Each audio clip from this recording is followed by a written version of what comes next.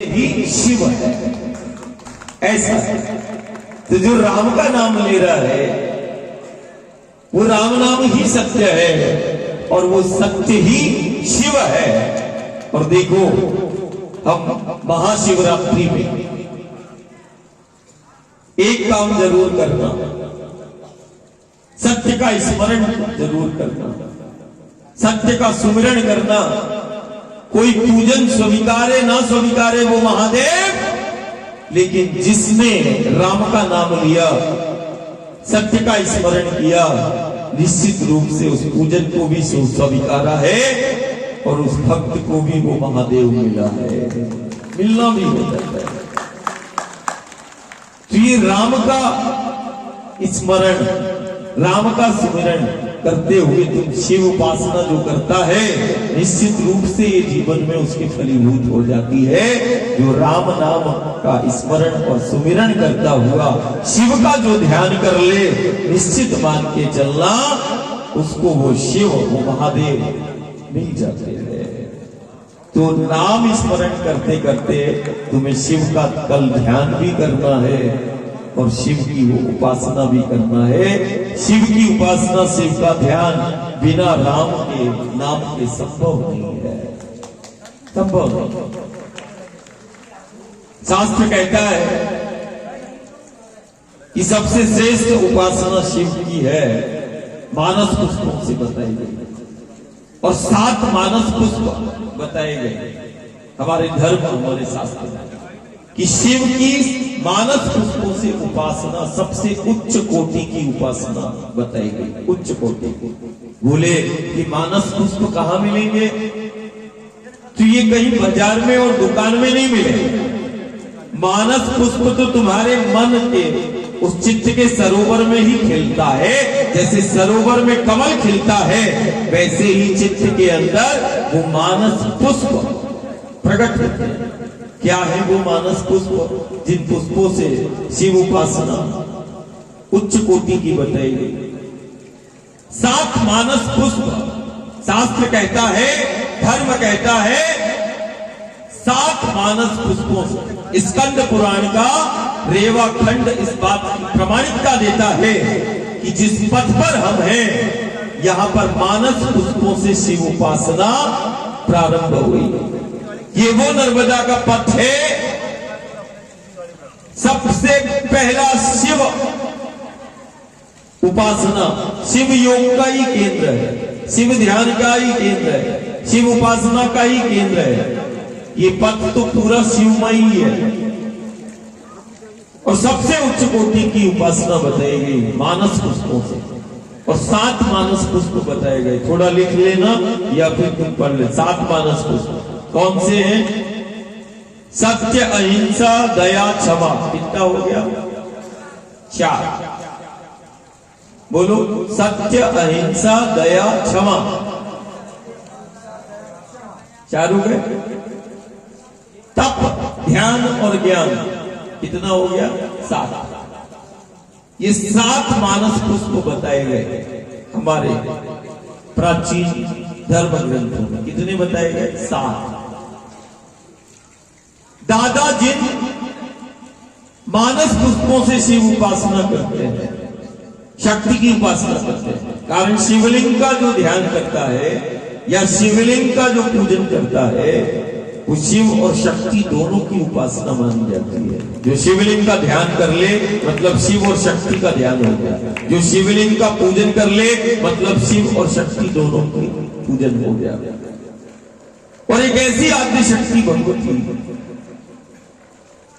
का प्राकट्य होता है इस भूमंडल में,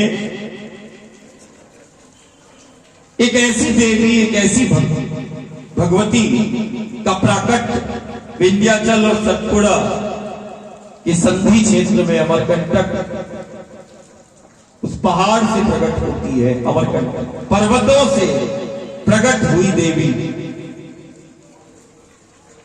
असाधारण शक्ति।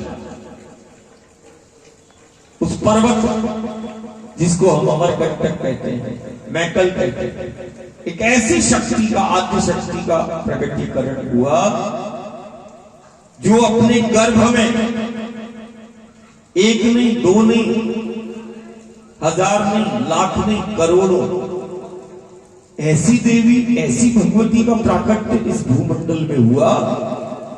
विचार करना, कल महाशिवरात्रि है और ऐसी भगवती के द्वार पर हमने एक ऐसी देवी, एक ऐसी भगवती, एक ऐसी शक्ति जो अपने गर्भ में शिवलिंग का निर्माण करती है। शिवलिंग का निर्माण, वो भी करोड़ों शिवलिंग का निर्माण कर चुकी और निरंतर करती चली जा रही। असंख्य शिवलिंग का निर्माण करके अपने गर्भ से जिसने प्रकट कर दिया, देखो ये देवी भगवती मां नर्मदा है। एकमात्र ऐसी शक्ति भूमंडल में नहीं, ब्रह्मांड में ऐसी कोई शक्ति नहीं जो अपने गर्भ में शिवलिंग का निर्माण करती है। एकमात्र शक्ति है। और एक दो नहीं, करोड़ों शिवलिंग का निर्माण, असंख्य शिवलिंग का निर्माण अपने गर्भ में करके प्रकट कर दिया और अभी भी निरंतर करती चली जा रही है। कोई ऐसी ब्रह्मांड में शक्ति नहीं जो अपने गर्भ में शिवलिंग का निर्माण करती हो। बताओ, मां नर्मदा को छोड़कर, इस देवी भगवती को छोड़कर कोई ऐसी देवी भगवती शक्ति का स्वरूप बताओ जो गर्भ में शिवलिंग का निर्माण करती है। असंख्य शिवलिंग का निर्माण करती चली जा रही है। ऐसी भगवती गर्भ में शिवलिंग का निर्माण करती है। और देखना, ध्यान देना, और शिवलिंग वो शिव और शक्ति का प्रतीक है। शिवलिंग वो ब्रह्मांड का प्रतीक है। शिवलिंग वो हमारे अस्तित्व का प्रतीक। शंकर के स्वरूप का, महादेव के स्वरूप का पूजन नहीं होता। महादेव का पूजन वो शिवलिंग के रूप में होता है। स्वरूप का पूजन नहीं बताया गया महादेव का, क्या बताया गया? शिवलिंग का पूजन होता है। और भूमंडल में वो पहला आदि शिवलिंग को प्रकट करने वाली ये वही आदि शक्ति भगवती मां नर्मदा है जिसने पहले आदि शिवलिंग को प्रकट किया। महेश्वर मंडलेश्वर इस बात की प्रमाणिकता है कि आज भी मंडलेश्वर की गुफा में वो आदि शिवलिंग रखा है, जो पहला शिवलिंग है। और शिवलिंग क्या है? प्रतीक है। हम पहले महाशिवरात्रि में शिवलिंग को पूजने से पहले जान लें। मानना प्राथमिकता नहीं है, जानना प्राथमिकता है। पहला महादेव के स्वरूप का पूजन नहीं होता है, स्वरूप का पूजन नहीं होता है। महादेव का पूजन हम शिवलिंग के रूप में करते हैं। शिवलिंग का पूजन, और शिवलिंग का जो पूजन करता है, ध्यान करता है, वो शिव और शक्ति दोनों की उपासना हो जाती है। महादेव के स्वरूप का पूजन नहीं बताया गया, महादेव के उस शिवलिंग का पूजन बताया गया। और शिवलिंग क्या है? वो प्रतीक है शिव का, शक्ति का। शिवलिंग प्रतीक है वो ब्रह्मांड का। शिवलिंग प्रतीक है हमारे अस्तित्व का। और पहला शिवलिंग जिसको आदि शिवलिंग बोलते हैं, ये वही देवी भगवती मां नर्मदा है जिसने इस भूमंडल पर पहले शिवलिंग को प्रकट किया और उसके बाद करोड़ों शिवलिंग का निर्माण अपने गर्भ में करते हुए प्रकट कर दिया। भगवती। और देखना, गर्भ में शिवलिंग का निर्माण करती है जो शिव और शक्ति का प्रतीक है, जो हमारे अस्तित्व का प्रतीक है, जो ब्रह्मांड का प्रतीक है। शिवलिंग को प्रकट करती है, शिवलिंग का निर्माण करती है। देखो, ये देवी भगवती मां नर्मदा है जो गर्भ में शिवलिंग का निर्माण करती है। ध्यान देना। और देखो इस देवी भगवती मां नर्मदा के पथ को, देखो इस पथ को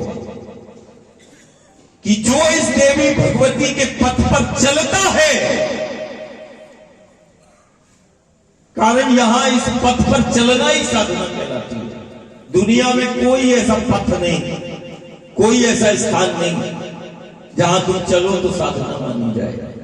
लेकिन इस भूमंडल के अंदर सिर्फ नर्मदा का पथ है जहां चलना साधना कहलाती है। देखो साधु को, संत को, ध्यानी को, ज्ञानी को, भक्त को, प्रेमी को, सब नर्मदा मैया के पथ पर चलते हैं। ये वो पथ है जहां चलना साधना कहलाती है।